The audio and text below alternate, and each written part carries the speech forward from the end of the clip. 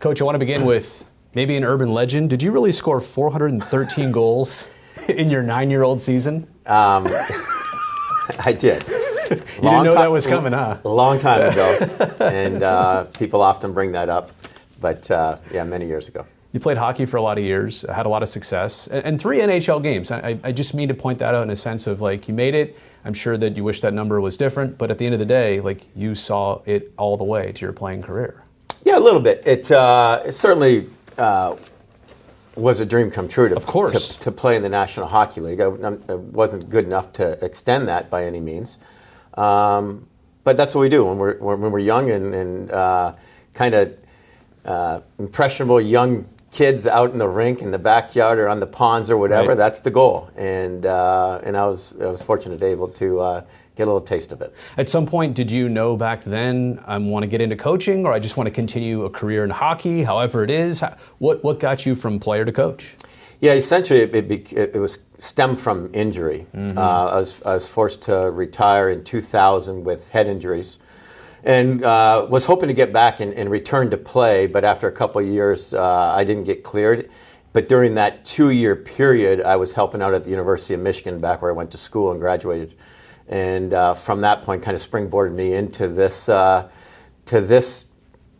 part of my life, this chapter of my life and career that I certainly enjoyed. If you could, I mean, we know the job title, but what are your overall responsibilities and what are your day-to-day responsibilities as they fit within everybody else here in the coaching staff? Yeah, so the first thing I'll say is we have a great leader in Ryan Warsofsky.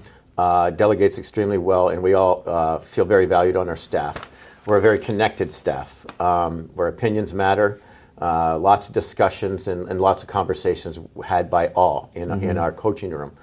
For me specifically, I probably would have more focus on the forward side of things, and specifically on the power play when we talk to special teams breakup of different things. And there's obviously an overlapping of things that we do with Jeff Ulmer and Doug Hood and myself as assistant coaches when it comes to player development and practice planning and whatever, game strategies and things like that. So we have a really good group and a really good workflow going on here. And actually, in your transition from player to coach, you spent 8 years at Michigan, is that right? 8 years, yes, yeah. Correct. And so where you're from, right? Or not where I'm from, it's where I live, that's where home is now for my family. Right, that's right. But Michigan is essentially home. I went to school there in the early 90s. Yeah. During my early playing careers after graduation, I lived there in the off season, the summertime, to train for the upcoming season. And then my family and I, we had the opportunity to go back, and I was fortunate to coach at the University of Michigan in 2011. So I was there for 8 years, and that's become our home. And I bring that up because back then you were coaching 18, 19, 20-year-olds. Now here at the NHL, you're coaching 18, 19, 20-year-olds. I'm just curious, all that experience, like at Michigan, at the college level, may have prepared you for something like this that you didn't actually know you'd be doing a lot of in the young forwards that the Sharks have. Yeah, and I hope it has. Yeah. I really enjoyed my time at Michigan without question. It was time for a change when I went to Edmonton, but to come back and see our young players come into this league and try to give a helping hand to them, I can rely on some of my experiences from the university and that age group of kid.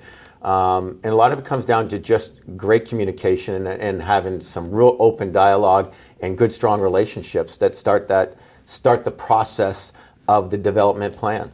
What is it that you learn at a stop like Edmonton before you come here? Like the first time at the NHL level, what are the initial things you take away there?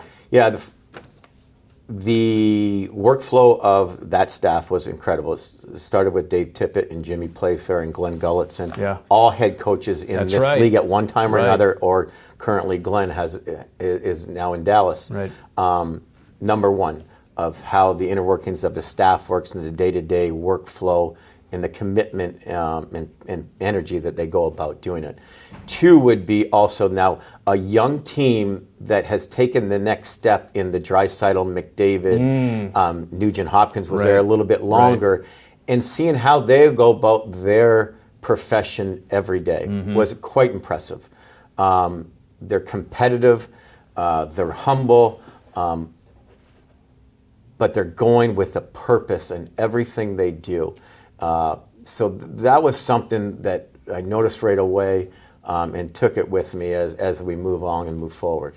And looking at a team like Edmonton, which was struggling mightily at one point, then grew into something great, that's kind of what a lot of people hope here. And this is my last question. As you see the evolution of what's going on here, isn't the instant human nature to want this to go quick? Like, you have to be super patient about this process. No question. It's a hard league. Yeah. It's a tough league. Everyone's trying to get to the same spot at the end of the day. Yeah.